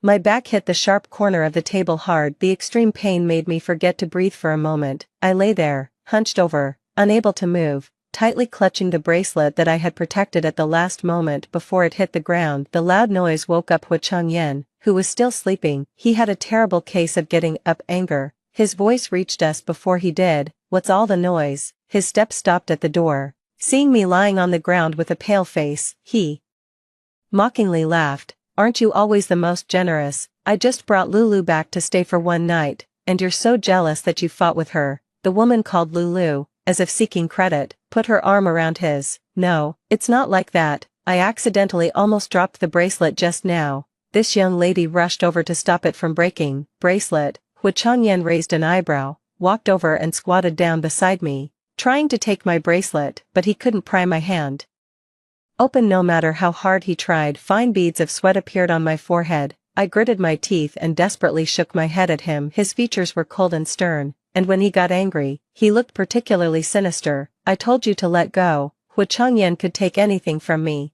but this bracelet was an exception. We were at a stalemate. His peripheral vision caught sight of my phone on the ground, and his eyes were drawn to the still lit screen. Hu Changyan let go of my hand and instead picked up the phone, carefully reading the few words on it. Explain what this means. Give me back the bracelet. You can take Hu Changyan. Seeing this, Lulu promptly came up to show her loyalty to Hu Changyan. She doesn't really love you. Unlike me, you're the only one in my heart. Liolio's words completely stepped on Hu Changyan's landmine. She didn't even realize what she had done wrong to anger him. Hu Changyan furiously drove Lulu out and threw a huge tantrum at home. I had been with him for 10 years and was already used to this madman's unpredictable temper. Taking advantage of his outburst, I packed my things and prepared to leave. After driving the person away, Hu Changyan calmed down a bit. He sat on the sofa in the living room and lit a cigarette. I thought you'd at least show some jealousy when I brought someone back. Turns out it was all for that broken bracelet.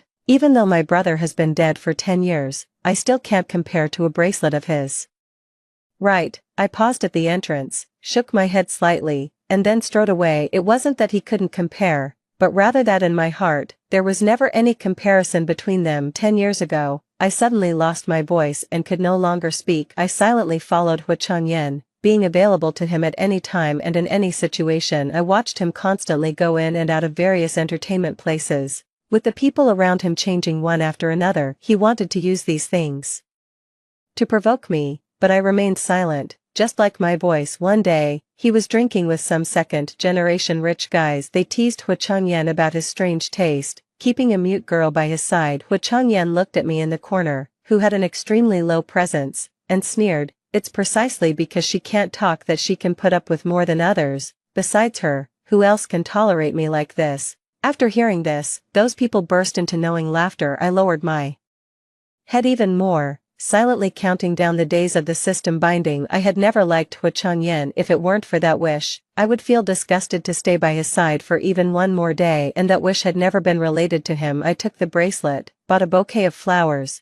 and drove to the martyrs' cemetery. Hu Changyan's tombstone was very clean, almost spotless, but I still habitually took out a handkerchief from my bag and carefully wiped the red 5-pointed star on the tombstone. He was Hu Changyan's half-brother. Unlike Hu Changyan, who was an out-and-out scoundrel, Hu Changyan was the kindest person I had ever met in my life. But for some reason, it seemed that good people always didn't live long. The day Hu Changyan died, I waited at the Victoria Harbour all night. We had made an appointment to watch the New Year's Eve fireworks together, but he received information from an informant and had to break the appointment until the fireworks on the opposite bank exploded, lighting up the whole sky. The crowd was bustling, and then, like the fireworks, they faded away with time, leaving it desolate. I stood there alone until dawn. He still didn't come. Ben, who always delivered messages for him to me, called me. He said that Hu Changyan asked me if the fireworks were beautiful and if I was going to cry and ruin my makeup again. Hu Changyan was extremely smart.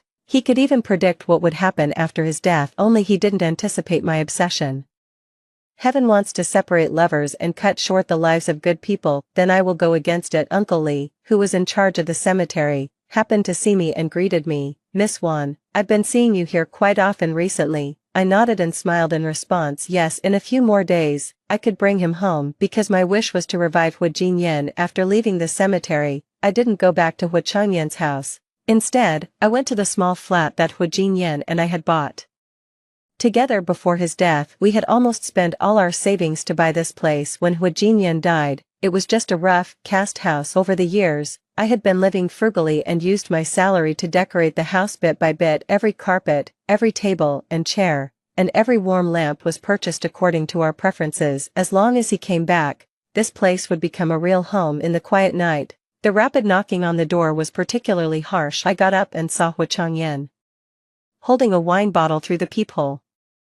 His face was flushed, his steps were unsteady, and he was shouting for me to open the door. I frowned and immediately turned off the lights in the room, pretending that no one was at home. Seeing that knocking was useless, Hu Changyan sneered, put down the wine bottle, and kicked the door hard. I leaned against the door, and the shock still made me couldn't help but feel startled. "I've been standing downstairs for half an hour. I saw your light was on a long time ago. I know you're in there. Open the door quickly. If you don't open the door, we're breaking up. I'll only count to 3. This was a trick Hu Changyan often used. Every time we had a disagreement or conflict, he would threaten me with breaking up. I couldn't leave him, so I always gave in. This trick worked like a charm for him. 1, 2, Hua Changyan's countdown was like a blunt knife cutting at my heart. There were only 3 days left. I couldn't break up with him, or all my efforts would be in vain. I took a deep breath, quickly opened the door and went out, then immediately closed the door behind me since I didn't want Hua Changyan to come in. I could only go out. The lights in the corridor were always flickering. Most of Hua Changyan's face was hidden in the darkness. His eyes, which were fixed on me, were shining,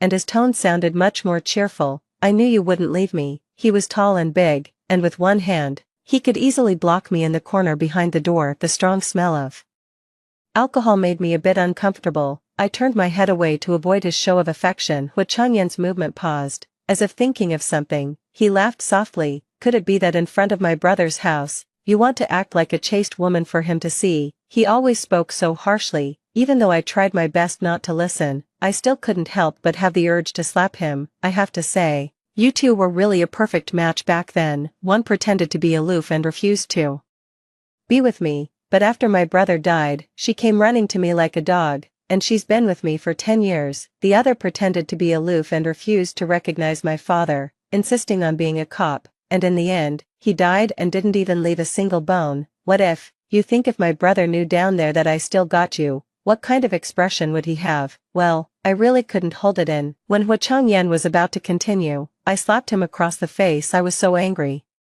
that my whole body was trembling. It didn't matter how Hua Changyan talked about me, but he was the last person in the world who had the right to accuse Hua Jinyan. Hua Changyan grew up being pampered in the huge Hua family consortium, but Hua Jinyan didn't. He and I both grew up in an orphanage. In the first few days at the orphanage, I was too scared to talk to anyone. Although there were only children in the orphanage, with limited resources, a law of the jungle system was bound to form. My share of the food would always be snatched away by the taller children. They gave me the dampest and smelliest bedding and made me do all the dirty work that no one else wanted to touch. As time passed, not only did I get rashes all over my body, but I was also the most sallow and emaciated one in the whole orphanage. Whenever people came to adopt a child and saw me, they would pinch their noses and walk away one by one. The children were adopted, and I was always the one left behind. The dean shook his head when he looked at me and gave me a new name. He said, "Let's call me Wani." What if I could be adopted? What if I could leave someday? My name was a small, unattainable concept. It was also destined that no matter what I wanted to get in my life, I would always lack a little bit of luck until our orphanage merged with another one. More children who were better than me appeared, and the probability of me being abandoned and bullied increased linearly. One night, I decided to run away. I hid in the grass full of flies and insects, lying in wait for a whole day. The scorching sun and my dry lips made me a bit weak. Finally, when they gave up searching and were about to turn off the lights to sleep, my chance came. I used strips torn from the bedsheet to hang on the wall. When I was less than 20 centimeters from the top of the wall, the strips broke. I fell from the wall and broke my leg. I was caught and brought back. The dean severely whipped me with a bamboo stick and then locked me in the confinement room. When the confinement time was up, the one who came to pick me up was a boy a few years older than me. He was calm, not like a child at all, although his appearance still had a bit of childishness. He was serious when talking about principles. He told me, "If you want to leave here, the first thing is to give up the idea of running away." Later, he taught me how to resist and how to fight for the things that should have belonged to me. I would help him take care of the homeless wild cat in the backyard. He would save up all his labor opportunities throughout the year just to buy me a birthday cake made entirely of plant-based cream. I gradually became curious about him. I asked, "You don't have any defects or diseases, and you're good looking. How could no one want to adopt you?" He told me that he was waiting for his mother to come and pick him up. When someone came to adopt a child, he would pretend to be stupid or sick, trying every means to be left behind. Only in this way could he wait for the day his mother came to get him. I smiled and said, "No one wants to adopt me either." "Then we can be companions. Let's consider that we adopt each other." Until one day, a group of people who looked wealthy and noble came. He stuffed a bracelet into my hand and pushed me out from behind. I instinctively turned my head to look, only to see him running into the basement without looking back to hide. Those people were overjoyed when they saw the bracelet. They took me away despite my resistance. Later, I found out that these people were from the Hua family. Back then, the old master of the Hua family had a first love girlfriend, and they made a vow of love with a bracelet. Later, for the sake of a family arranged marriage, the old master of the Hua family abandoned his pregnant girlfriend and married someone else. In his later years, when the old master of the Hua family held great power, He suddenly wanted to find the mother-son pair he had always felt guilty about. After some inquiries, he learned that his girlfriend had passed away a few years after giving birth, and the child had been sent to an orphanage. He didn't even know whether the child was a boy or a girl. The person the old master of the Hua family was looking for was the one who had always been by my side. That day, I learned that his name was Hua Jinyan. He hated the Hua family and didn't want to go with them, but he also knew that with the financial resources of the Hua family and the old master's sense of guilt, the adopted child would surely have a good life. So Hua Jinyan pushed me out, hoping that I could replace his identity and be happy. But Hua Jinyan was just a child at that time and underestimated the old master's cautiousness. On the first day we returned to the Hua family, we had a paternity test. In the end, the story ended with me being sent away again. The old master of the Hua family took back the bracelet and went back to the orphanage to take Hua Jinyan away by force. If it ended here, I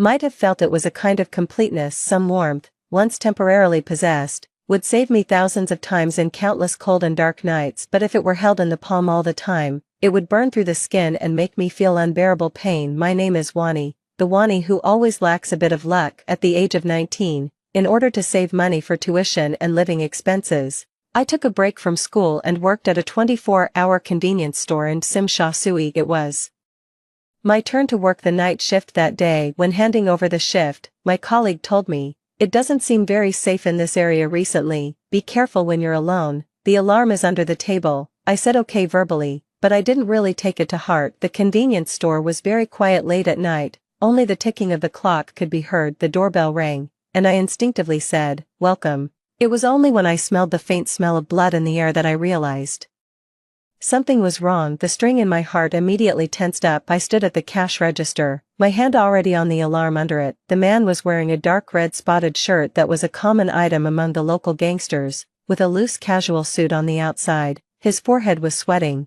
wetting his hair, and his face was pale. He looked very painful. He staggered to the cash register and slapped down a stack of money. "Listen to me first." He frowned, but his voice was steady. My hand on the alarm didn't move as I continued to listen to what the man had to say. He raised his eyes and stared at me. After seeing my face clearly, he was slightly stunned. I'm very sensitive to other people's gazes and immediately realized that he was looking at the scar on my forehead that was left when I tried to escape from the orphanage and fell off the wall. I usually covered it with broken hair, and few people could notice it. The man stopped talking. After a moment of silence, he tentatively said, "Wani, what if we could meet again? When fate happens, none of us know whether it is a gift or a punishment. It is just destined to happen." Hua Jinyan and I didn't have time to catch up. A group of people chasing after him were almost approaching. The storage room was in a hidden location, so I hid him there. The alarm under the cash register was a great help. When they grabbed my neck and asked about Hua Jinyan's whereabouts, I desperately pressed the alarm. The leader cursed at the subordinate who wanted to shoot me to silence me. "Are you crazy?" After the police lights flashed, they panicked and fled the convenience store. I ran to the storage room and turned on the light. Hua Jinyan's wound on his lower abdomen was bleeding all over the floor, and he had already passed out from the pain. I lifted his clothes, trying to make a simple bandage for him with the things in the convenience store before the ambulance arrived. Hua Jinyan's body was burning hot. Besides this wound, there were many old scars crossing densely on his slender waist. He mumbled and told me that no matter what, I couldn't send him to the hospital. In the end, I took him back to my home and used a number he gave me to call someone for help. The person who came with a medical kit to help was Ben. He was said to be Hua Jinyan's brother in arms through thick and thin. He skillfully treated Hua Jinyan's wound, told me some precautions, and then left in a hurry. So Hua Jinyan stayed at my home for almost half a month. We talked a lot about the pasts we had missed in each other's lives, and the futures that we knew were unlikely but still hoped for. Some people may not be able to fully commit themselves even if they see each other every day, but for some people, even if years have passed and their appearances are no longer the same as in memory, they can still instantly fill in all the blanks of the past, as if we had never been apart. Hua Jinyan told me that after the Hua family lifted his house arrest, he went back to the orphanage to look for me, but by that time, I had already managed to escape secretly. He didn't like that family. He would rather be a free beggar than become a showpiece of the Hua family. He came here, initially just wanting to be as far away from the Hua family as possible. Later, he really found a career here that he was willing to fight for all his life. so he simply stayed. I asked him what exactly he was doing. Hu Jinyan said, as you can see, a thug collecting protection money. What on earth is there to fight for a lifetime in collecting protection money, and why was he so reluctant to go to the hospital with so many injuries? Hu Jinyan said nonchalantly, I don't have medical insurance, I can't afford it. He was willing to answer all my questions, but he just wouldn't answer these too seriously. I'm not stupid. Even if he didn't tell the truth, I could vaguely guess something. We had a tacit understanding and never mentioned it again. He came here to escape the Hu family and pursue his own ideals, and I came here because the hourly wage for working here was the highest. I actually met such a 1 in 10,000 probability event for the first time. I kind of liked my name. Hu Jinyan was probably as glad as I was about this turn of fate. He often came to the store with Ben to buy all kinds of things. It would take them an hour to carefully select a pack of cigarettes. The store manager even privately asked me if I had arranged for 2 thugs to be my bodyguards on my own initiative. At first, they would show up at mealtimes, using the excuse to ask me to have a meal later. They simply waited at the street corner in front of the store half an hour before my shift ended and would appear at the convenience store entrance right on time when my shift was over. On Christmas Eve, Hu Jinyan was sitting in a sports car wearing exaggerated and flashy red sunglasses. The moment I walked out of the convenience store, he honked the horn. He pushed up his sunglasses, and his affectionate eyes looked at me with a big smile. Beauty, would you do me the honor of going for a ride? Silly, who rents a convertible in the middle of winter? The cold wind slapping his face taught Hu Jinyan a lesson. He put up the roof in less than 2 minutes. A Christmas tree as tall as a small villa was erected by the West Kowloon waterfront. The bright LED lights lit up at night, and from a distance, it looked like broken diamonds scattered on the tree. Before coming, my colleague curled my hair into big waves with a curling iron. She said that once I curled my hair, I would become a trendy Hong Kong girl and fascinate my boyfriend. Boyfriend, this word lingered in my mind over and over again each time. It made my heart pound like a drum. I don't know if Hu Jinyan was fascinated, but he rubbed his chin on the top of my head all night. I heard him mumbling, it's like a teddy bear, such a stupid straight guy. When the bell rang at 12 o'clock, Hu Jinyan took out a box from behind and handed it to me. Merry Christmas. I carefully opened the box. The first Christmas gift I received in my life was a bracelet from Hu Jinyan. This bracelet was one of the few relics left by his mother. I felt that the gift in my hand weighed 1,000 pounds, and I didn't even dare to move. Such a heavy gift, I couldn't bear it. Hu Jinyan seemed to see all my inferiority and embarrassment. He simply stood in front of me. On the night when the cold wind was rising, Hu Jinyan's ears were red from the cold, but his eyes were still deep and bright, leaving an indelible mark on my heart. He said, Wani doesn't have to be just a probability, it can also mean 1 in 10,000, something precious. It can also mean that all my joy comes the moment I see you. I've been saying that I hope I'll be happy next year, year after year. Finally, it came true this year. Winter came again. Hu Jinyan, let's spend it together after Christmas. Hu Jinyan didn't show up for a long time. I couldn't get through to his phone. Only Ben occasionally came to the store to tell me he was safe. I asked him when Hu Jinyan would come back. Ben scratched his head. Apparently, Hu Jinyan didn't give him a definite answer to this question. Days passed quietly in the uneventful years. The store had new branded products on the shelves. I was busy putting several large boxes of things on the shelves. After squatting for too long, when I stood up, I felt dizzy, and my body instinctively fell backward. A big, warm hand immediately caught me. Hu Jinyan suddenly appeared behind me. It seemed that he had been here for a long time, but I was too slow to notice him until now. Hu Jinyan just looked at me quietly. The tenderness in his eyes easily erased all the distance during this period. I happily threw myself into his arms, and the scent of cedar immediately enveloped me. Why are you here? Don't you remember I'm a thug now? I'm here to collect some protection money from you. After saying that, Hu Jinyan wrapped me in his thick coat and gently kissed my forehead. From that day on, every day whenever I stood in front of that storage cabinet to organize the goods, I would expect Hu Jinyan to suddenly appear behind me. After Hu Jinyan died, this feeling became even stronger. Even when I stood in front of a similar counter in another supermarket, I would have the same expectation, expecting a warm embrace, expecting the familiar scent of cedar. My 10,000 turns still couldn't bring me one wish come true. It seems that fate has never been kind to me. Every gift that makes me let down my guard will eventually be taken back in a more tragic way. After making a ruckus with Hu Changyan, I called the housekeeper of the Hu family mansion to take Hu Changyan back. He was acting crazy, drunk. He was scolding me one moment, then scolding Hu Jinyan, and after a while, he started scolding the old master of the Hu family for being flirtatious and giving him an older brother. The old master of the Hu family cared about his reputation. Hu Changyan going home in this state would surely make him suffer. When I got home, I took a half-hour bath to completely wash away the smell of alcohol on Hu Changyan. I sprayed the blanket with cedar-scented perfume. This bottle was the one I picked that was closest to the smell on Hu Jinyan. I wrapped myself up completely in the blanket. People walking alone in the winter night always have to find some way to save themselves. This smell made me feel very at ease. I slept soundly that night, which was rare. I even dreamed of Hu Jinyan from many years ago. It was my birthday. Hu Jinyan accompanied me to take a sightseeing bus. Before, I always said that I had seen the street scenes of Victoria Harbour thousands of times. Why spend money on a more expensive sightseeing bus to see them again? But on my birthday, I allowed myself to be a little extravagant. He appeared less and less frequently. Sometimes it was once a week, sometimes only once a month. Even when we came out to take the sightseeing bus together today, we couldn't sit side by side. Hu Jinyan sat in the seat in front of me. The single-sided Bluetooth earphones in our ears were playing the same song. The sightseeing bus passed by those gorgeous and dense neon lights. The prosperity of Victoria Harbour had never had anything to do with me. A song came on randomly in the earphones.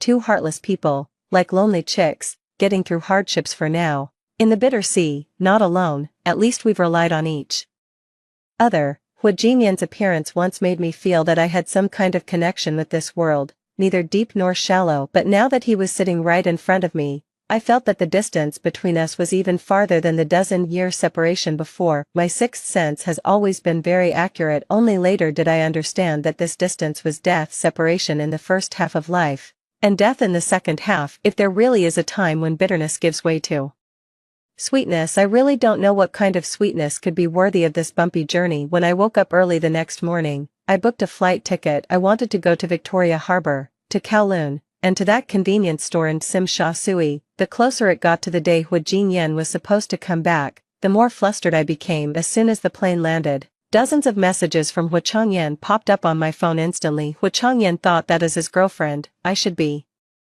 on standby all day and reply to his messages instantly no matter when. I scrolled down, there was no message saying we were breaking up. Then there was no need to reply. When I got on the double-decker sightseeing bus, Hu Changyan called, like a persistent ghost. I don't know what Hu Changyan was thinking, calling a mute. Did you break your hand or get into a car accident and fall into a coma in the hospital? You didn't dare to reply to a single text. Have I been spoiling you too much recently?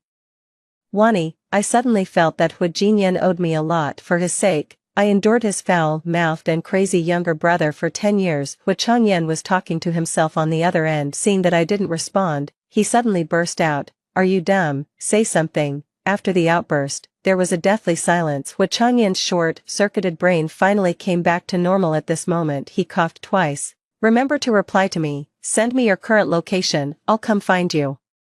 Even if I don't take the initiative to send Hu Changyan my location information, he will come to me on his own before long, just like 10 years ago. Actually, our first meeting wasn't in the mainland. Hu Changyan's back looked a lot like Hu Jinyan's. I even mistook him for Hu Jinyan when I first saw him. At that time, he was standing in front of the retail candy shelf. My colleague quietly motioned me to look over there. "Your little boyfriend is here again." I felt happy and walked over to pat him on the shoulder. "Aren't you going to collect protection money today?" When the man turned around, his completely different face from Hu Jinyan's left me stunned. His eyes were very different from Hu Jinyan's. When Hu Changyan looked at someone, he didn't hide his purpose and ambition at all. I felt a bit uncomfortable being stared at by him. I said sorry and turned to leave. Hu Changyan suddenly grabbed me and looked me up and down with interest. "Mistook me for someone else?" "Yes, I'm very sorry, sir. Judging by your accent, you're from the north, right?" I nodded, eager to get away as soon as possible. "I'm from the north too, and so is my older brother. He came here alone. Maybe you mistook me for him." Just when I thought there couldn't be such a coincidence in the world, Hu Jinyan showed up. He rushed up and separated me from Hu Changyan, guarding me behind him as if facing a formidable enemy. "What are you doing here?" I had never heard Hu Jinyan speak in such a serious tone. The two of them were at loggerheads, and the air was filled with the smell of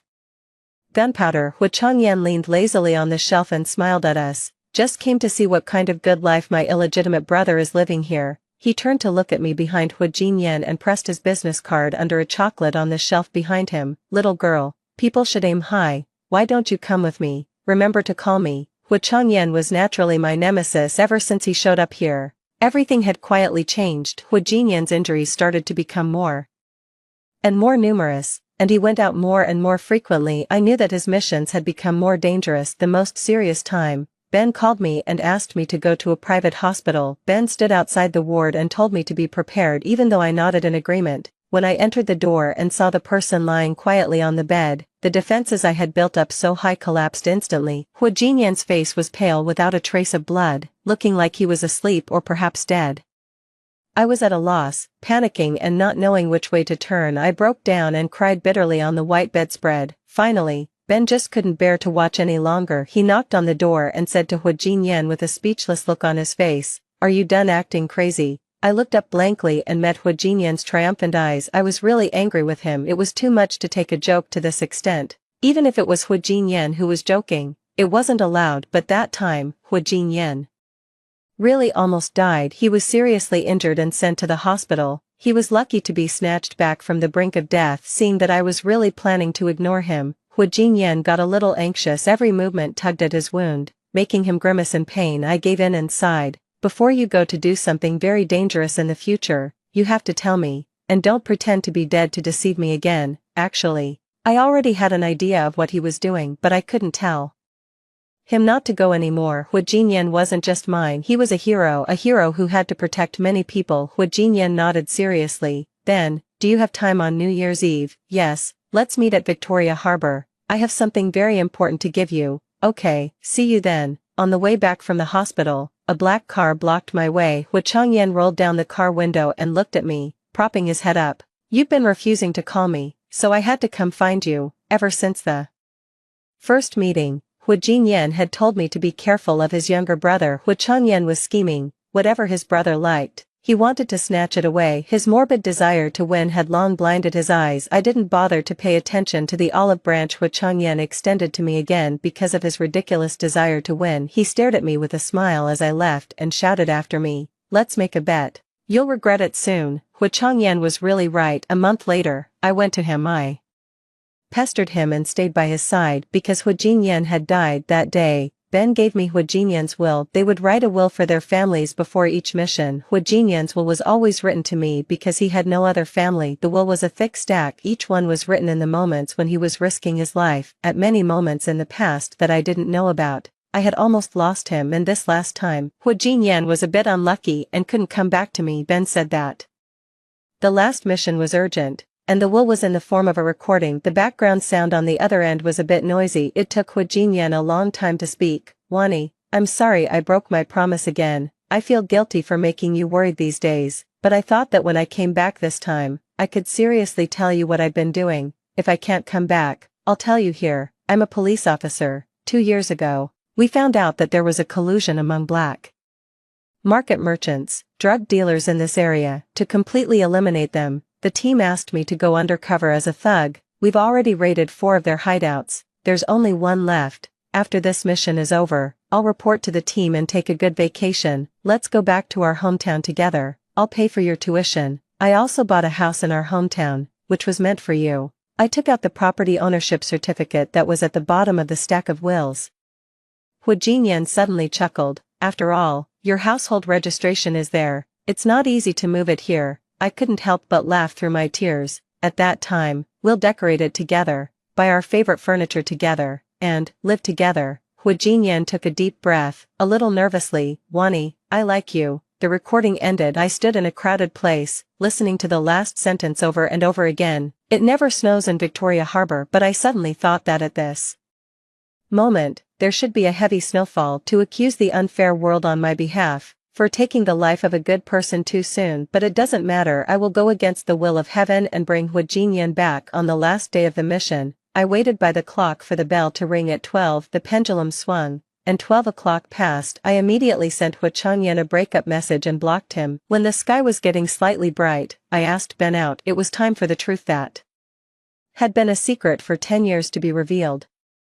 I handed him a USB drive. It was full of evidence of Hua Changyan colluding with gangsters and drug dealers and revealing the police's operation information 10 years ago. That fool Hua Changyan, he really thought that I was just a mute punching bag by his side for these 10 years. I felt something was wrong when the incident happened. Hua Changyan's appearance and his words were all too coincidental. I endured for 10 years and investigated for 10 years. The Hua family had long been rotten to the core since the old master of the Hua family became a bit muddled and the whole family was in the hands of Hua Changyan. The Hua family had been beautiful on the outside but rotten on the inside. I not only found evidence of him being a double agent but also a lot of evidence of the Hua family's bribery, whether in a criminal court or a military court. Hua Changyan would be in big trouble. Ben held the USB drive against his heart. The nearly 2-meter tall man silently cried in front of me.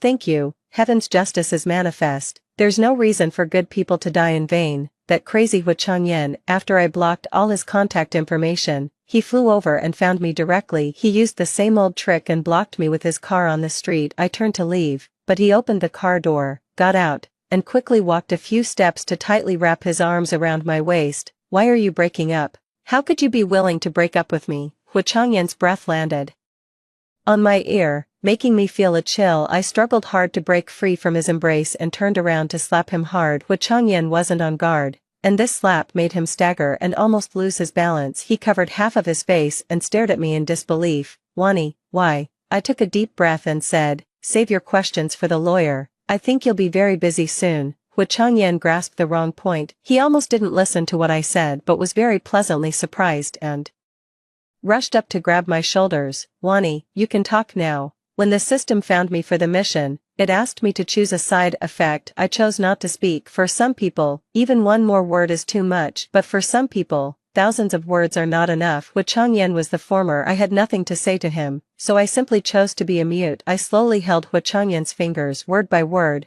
"Not only can I talk now, but I will do my best to testify in court. Double agent, you can just wait to rot in jail." Hua Changyan frowned, looking like I had hurt him deeply. "Wani, I don't understand. We were fine just a few days ago. If you're mad at me for giving away your bracelet, I apologize. I just wanted to get a little more of your attention. Wani, let's not do this anymore, okay? Come back with me. Let's live a good life." The person who made a mistake has no right to say live a good life. If someone like Hua Changyan could live a good life, that would be the greatest injustice. I hated Hua Changyan, hated him with gritted teeth. He hadn't felt my hatred before, and now he just thought I was throwing a tantrum. But every quiet night, I was suppressing the overwhelming hatred in my heart, suppressing myself from killing the person lying next to me with a knife, because it wasn't worth it. This hatred had brewed for 10 years and had long become an indelible habit of mine. Hua Changyan, it's impossible for a person to fall in love with a beast. What's more, you're even worse than a beast. The public security here is much better than it was 10 years ago. Hua Changyan's pulling and tugging behavior quickly attracted the police. I managed to break free from him because today, I have something even more important to do. The system said that on the day it snows in Victoria Harbor, Hua Changyan will come back, so I'll wait at Victoria Harbor. The prosperity here is the same as before. I know this peaceful and prosperous age was brought about by the lives of countless people like Hua Changyan, so 10 years of Wani's life in exchange for Hua Changyan's life, it's worth it. But it never snows in Victoria Harbor. I stood there from afternoon until night. The distant bell rang. The first day after the mission ended had passed. Hua Changyan still didn't show up. My voice had returned, and the money in the card was there, only Hua Changyan hadn't come back. My hands and feet were stiff with cold. The patrol team reminded me not to stand there for too long. I replied with a smile, "I'll leave as soon as I pick up my husband." "Hua Changyan, you said that, after the mission was over, you would take a long leave and go back with me. You also said that we would decorate the house together. Now I've finished decorating the house. I guess you'll like the color of the wall paint. If you prefer it here and don't want to go back to the north, that's okay too. I'm very rich now. I have 100 million yuan. With so much money, it would be nice to buy another small flat here. What do you think?" "Hua Changyan, I miss you. I settled down here temporarily. I go to Victoria Harbor for a walk every day, hoping that every person passing by will be him. The weather is gradually getting warmer. Not only does it not snow, but it also rains very rarely. But life still has to go on. I don't want to be a sickly and listless Wani when Hua Changyan comes back." I walked with my head down on the street full of people. When I looked up, it was a cloudless, beautiful day. It doesn't matter. I'm good at Waiting, whether it's 10 years or several decades, it doesn't matter. So during this period, I've been cleaning up my things and preparing to take them away. The store Jishue is beautifully decorated in a Danish style. There is a small snow-making machine at the entrance of the store. Fine and light snowflakes fell into my palm. If only you were real. I blew away the snowflakes in my palm and continued walking forward. The phone in my coat pocket rang. I took it out and saw that it was a strange number from another place. Hello, who's this? There was no answer on the other side. It was extremely quiet. Hello. Just as I was about to hang up, a familiar voice came through the receiver. Beauty, would you do me the honor of going for a ride? There is no snow in Victoria Harbor, but this snow has been falling in my heart for 10 years at this moment. It finally stopped. The snow has cleared, and the sky is clear. Every day after this will be a fine day.